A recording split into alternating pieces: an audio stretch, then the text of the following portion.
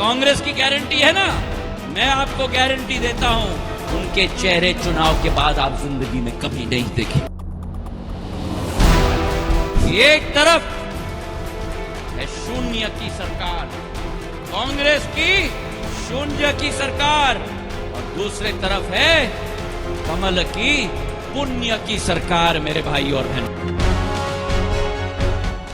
मध्य प्रदेश के विधानसभा चुनाव में बीजेपी के नए प्रयोग की इस बार खूब चर्चा हो रही है। बीजेपी ने इस साल के आखिर में होने वाले चुनाव के लिए अपने 7 सांसदों को चुनाव मैदान में उतार दिया है, जिसमें 3 केंद्रीय मंत्री नरेंद्र सिंह तोमर, फग्गन सिंह कुलस्ते और प्रहलाद पटेल का नाम भी शामिल है।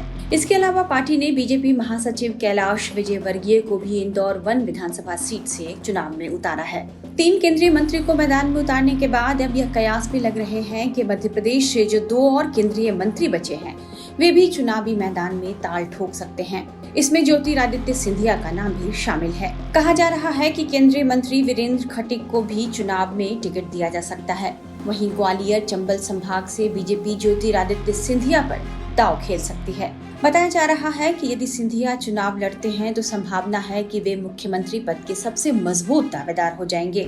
मुख्यमंत्री बदलने की चर्चा इसलिए हो रही है क्योंकि मौजूदा मुख्यमंत्री शिवराज सिंह चौहान के खिलाफ एंटी इनकम्बेंसी को महसूस किया जा रहा है। वहीं पीएम मोदी ने जब 25 सितंबर को अपनी जनसभा में शिवराज सिंह सरकार की किसी योजनाओं का जिक्र नहीं किया, तो भी ये कयास लगने लगे कि इस बार मुख्यमंत्री पद का चेहरा कोई और हो सकता है। हालांकि पार्टी ने इस बार मुख्यमंत्री पद के लिए किसी चेहरे को अभी आगे नहीं किया है, लेकिन समझा जा रहा है कि केंद्रीय मंत्रियों या वरिष्ठ सांसदों में से कोई भी इस पद के दावेदार हो सकते हैं। मध्य प्रदेश विधानसभा चुनाव में ज्योतिरादित्य सिंधिया पूरे फॉर्म में हैं। वे चुन कर कांग्रेस पर हमला बोल रहे हैं, खासकर अपने पुराने दोस्त और कांग्रेस के पूर्व अध्यक्ष राहुल गांधी पर। ऐसे में क्या वे भी चुनाव लड़ेंगे? इस सवाल के जवाब पर सिंधिया ने क्या कहा है, आइए आपको सुनाते हैं। अब कौन घबराया है, कौन नहीं घबराया है, ये पूरा जनता तय करेगी 60 दिन के अंदर। और जो कांग्रेस पार्टी की आदत बन गई है सपनों देखने की, और जिस कांग्रेस पार्टी को पूर्ण अच्छी तरह से विवरण प्रधानमंत्री जी ने कल मंच से किया, वो लोहा है जिस पे जंग लग गया है। आप चुनाव लड़ेंगे? वो कांग्रेस जो भी सपने देखते रहे, असलियत जनता उस कांग्रेस के सामने दोबारा रखेगी, जैसे बार बार जनता ने कांग्रेस के समक्ष रखा है। पार्टी का कार्यकर्ता मैं हूं। 2018 के विधानसभा चुनाव के समय ज्योतिरादित्य सिंधिया कांग्रेस में थे। जब पार्टी को चुनाव में जीत मिली तो सिंधिया मुख्यमंत्री की कुर्सी के प्रबल दावेदार माने जा रहे थे, लेकिन पार्टी ने कमलनाथ की अगुवाई में कांग्रेस की सरकार बनाई। तभी से सिंधिया के मन में कांग्रेस और खासकर राहुल गांधी के लिए खटास पैदा होने लगी और धीरे धीरे वे अपने ही सरकार के खिलाफ मोर्चा खोलकर बैठ गए।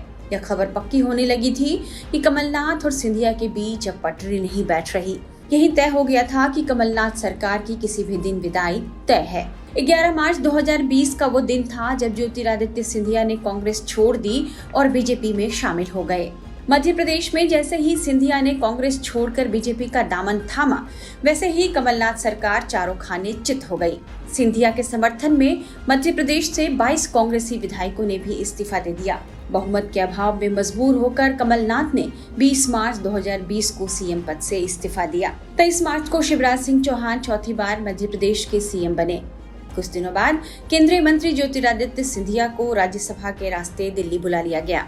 मध्य प्रदेश में कमलनाथ सरकार के गिरते ही ज्योतिरादित्य सिंधिया राज्यसभा सांसद के बाद मंत्री बन गए और अब जो उन्हें कांग्रेस में हासिल नहीं हो सका, यानी कि मुख्यमंत्री का पद, कहा जा रहा है कि इस बार विधानसभा चुनाव के जरिए वे अपनी इस मंजिल तक पहुंच सकते हैं। टाइम्स नाउ नवभारत डिजिटल की रिपोर्ट।